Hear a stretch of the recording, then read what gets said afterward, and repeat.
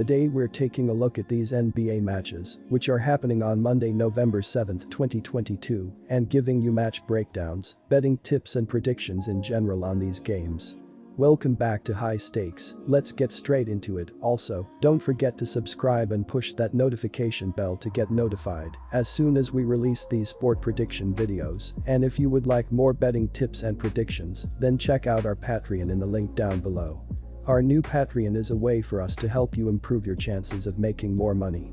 Multiple plans are available for each and every one of you. By becoming a member of the High Stakes Patreon, you will have access to our best team picks, total picks, parlay picks and much more.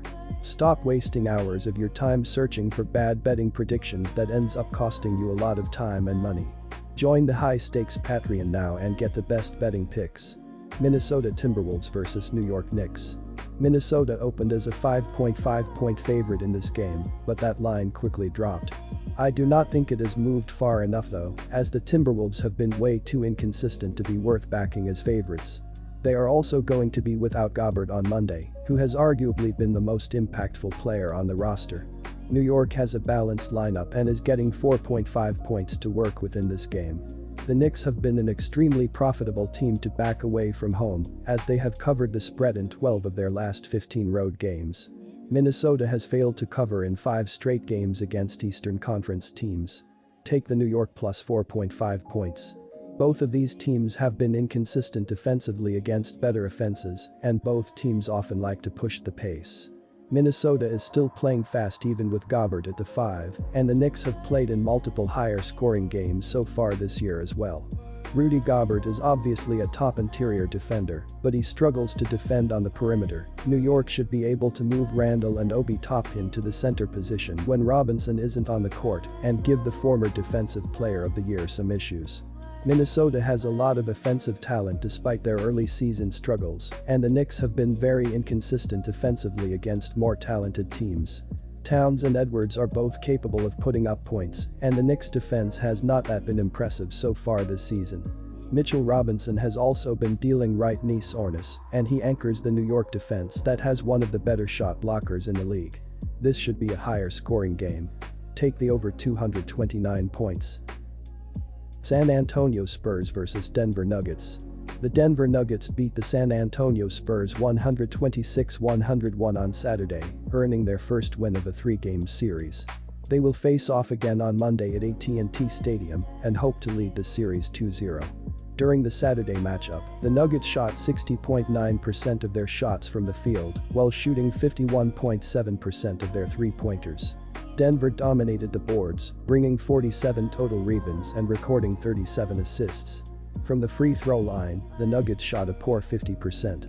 In their 126-point performance, they made 60 points in the paint and 26 fast break points, with their largest lead being by 31 points.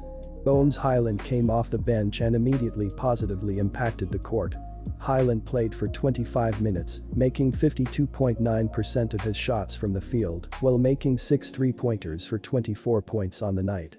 He also earned 2 steals, 7 assists, and 5 rebounds. Nikola Jokic was the next prolific scorer with 21 total points, shooting 90% from the field and 100% from three-point range. The star center also contributed 10 assists and 6 rebounds. Mile High City. San Antonio made 48.8% of their shots from the field and 40% from beyond the arc. They did slightly better from the free throw line, making 57.9%. They struggled on the boards against the Nuggets, grabbing just 28 total rebounds compared to the 47 rebounds that Denver got. The Spurs scored 101 points, scoring 8 points off a fast break and 54 points on the paint, while scoring 21 points off 18 turnovers. They did allow Denver to score 22 total points off their 15 turnovers. Keldon Johnson led the Spurs offense with 25 points, making 57.1% of his shots from the field and 57.1% from deep. Devin Vassell came off the bench and scored 20 points, making 58.3% of his shots from the field and 66.6% of his three-pointers. The Nuggets have looked strong in their last couple of outings and very good so far this season. I expect them to extend their win streak to 3 and their series against the Spurs to 2-0. In their matchup on Saturday, the Nuggets were sinking a lot of their shots and giving themselves more scoring opportunities by dominating the boards. I expect the Nuggets to do the same on the road Monday. Highland had a strong outing coming off the bench, scoring 24 points on the night with 17 points and 5 two-pointers coming in the second half to help lift the lead for Denver. Jokic has always been a solid player for the Nuggets and has shown his dominance all over the court, showing his ability to pull down boards while attacking the basket and shooting points. Based on the last outing and the dominant defensive and offensive outings, take the Nuggets minus 6.5 points. Saturday's game between these teams hit a 127 total, well under the 236 OU set for the game.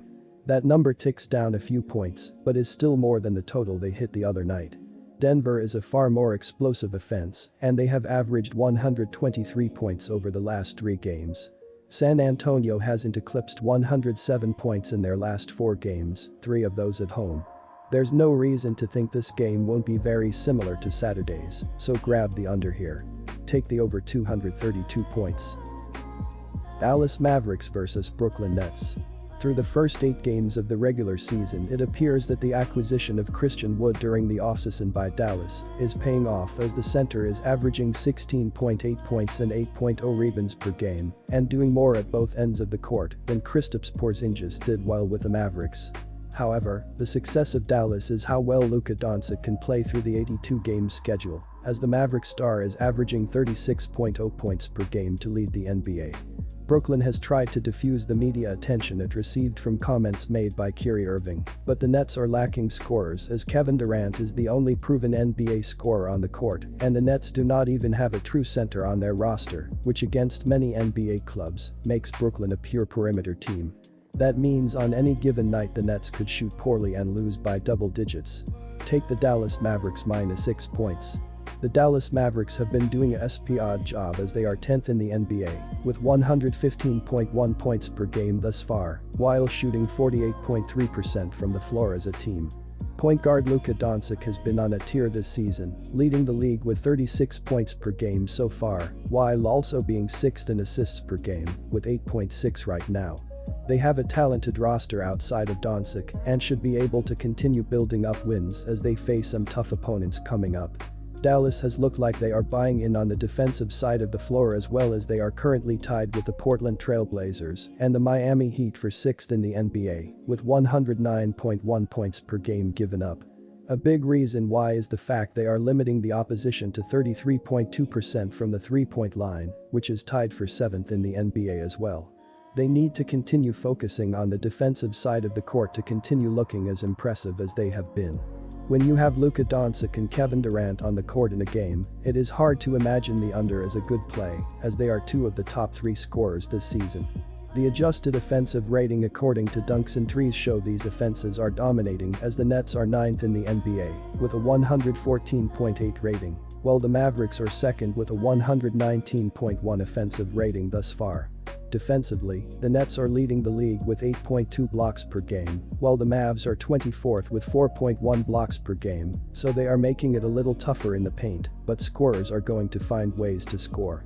These teams combined for 254 total points in their only other matchup, so go with the over 214.5 points here as well.